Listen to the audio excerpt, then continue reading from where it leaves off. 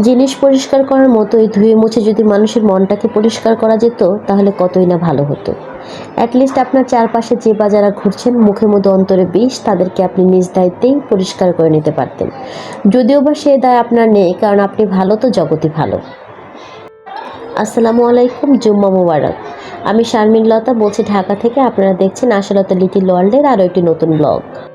সকাল সকালে কাজে লেগে পড়েছি। আমার বেসিং সাইডটা আমি একটু ক্লিন করে নিচ্ছি। আমি আমার বেসিংয়ের উপরে স্ট্যান্ডটা একটু সুন্দর করে ক্লিন করে একটা ইনডোর প্ল্যান্ট দিয়ে সাজিয়ে নিয়েছি। দেখতে কিন্তু অনেক ভালো লাগছে। সকালবেলায় ঘুম থেকে উঠে বেসিংয়ের সামনে গিয়ে দাঁড়ালে ইনডোর প্ল্যান্টটা চোখে পড়বে, তখন কিন্তু মনটাও ভালো হয়ে যাবে, সে চিন্তা করে এটা রাখা। এখন বাজে প্রায় 12:30। আমাদের পার্সেলগুলো চলে এসেছে। আব্বা ধনবাড়ি থেকে আমাদের জন্য অনেকগুলো উপহার পাঠিয়েছেন। 1 কার্টন আম, দুধ এবং আমার মায়ের হাতে সুস্বাদু সব রান্না। এই কার্টুনগুলোতে প্রায় 4 রকমের আম আছে। ব্যানানা, ম্যাঙ্গো, আম্রপলি, তারপরে কি বলে এটা, আমার আম্মা বলে মান্দই, আর একটা হচ্ছে হিমসাগর। অনেক মজার আম, নিজেদের গাছের কেমিক্যাল মুক্ত আম। আলহামদুলিল্লাহ, প্রত্যেক বছরই আম্মা আপা এইভাবে একদম কার্টুন ভর্তি করে আমাদের জন্য আম পাঠান। এখানে কিছু পুঁইশাক পাঠিয়েছে। এগুলো হচ্ছে আমাদের ছাদ বাগানের পুঁইশাক, আমার আম্মার নিজ হাতে লাগানো পুঁইশাক। আমাদের যে আমগুলো দেখতে পাচ্ছেন ওইগুলো কিন্তু আমাদের ছাদ বাগানেরই আম।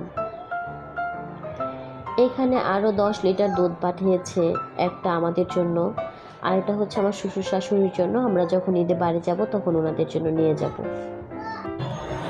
তরকারিগুলো কত যত্ন করে পাঠিয়েছে, একদম পলি করে কস্টেপ দিয়ে চারদিকে মুড়িয়ে, যাতে বাইরে কোনো তরকারির ঝোল পড়ে না যায় বা নষ্ট না হয়ে যায়। আসলে বাবা মা হচ্ছে সন্তানের জন্য শ্রেষ্ঠ নিয়ামত। তাদের থেকে যে ভালোবাসাটা পাওয়া যায় তাদের কোনো তুলনা হয় না, যার কোনো উপমা হয় না, দাম হয় না। তাদের সন্তানেরা কিভাবে ভালো থাকবে তারাই খুব ভালো বুঝতে পারে, জানতে পারে। এটা বুঝেছি অনেক পরে, যখন মা হয়েছে ঠিক তখনই। এই যে এটা আমার পছন্দের ছোট মাছের চচ্চড়ি। এইবার যেটা দেখতে পাবেন সেটা হচ্ছে কবুতরের মাংস। এটা আমারও পছন্দ, সাহালের অনেক বেশি পছন্দের। আমার হাতের কবুতরের মাংস অনেক বেশি মজার। দেখে কিন্তু বোঝা যাচ্ছে কতটা ইয়ামি হয়েছে তরকারিগুলো। এবার এটা হচ্ছে আমার হাজবেন্ডের পছন্দের গরুর মাংস।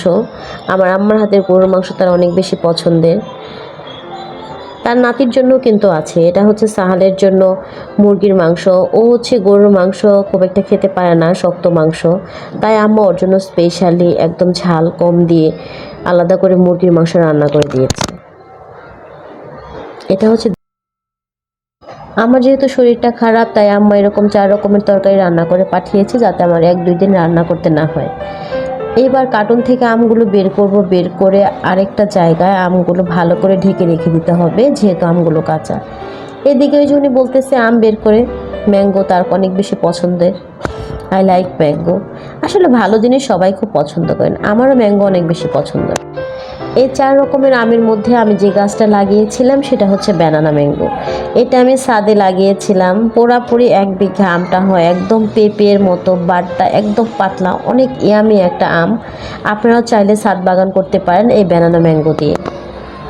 সবাই দোয়া করবেন আমার আব্বা আম্মার জন্য, মহান আল্লাহ যেন ওনাদেরকে নিয়ে খাইয়ে দেন। ভিডিওটি ভালো লাগলে লাইক করবেন, কমেন্টস করবেন, আমার চ্যানেলটি সাবস্ক্রাইব করবেন, আমার পাশে থাকবেন। আজ এ পর্যন্তই, আবারও দেখা হবে ইনশাআল্লাহ। বিদায় নিচ্ছি, আল্লাহ হাফেজ।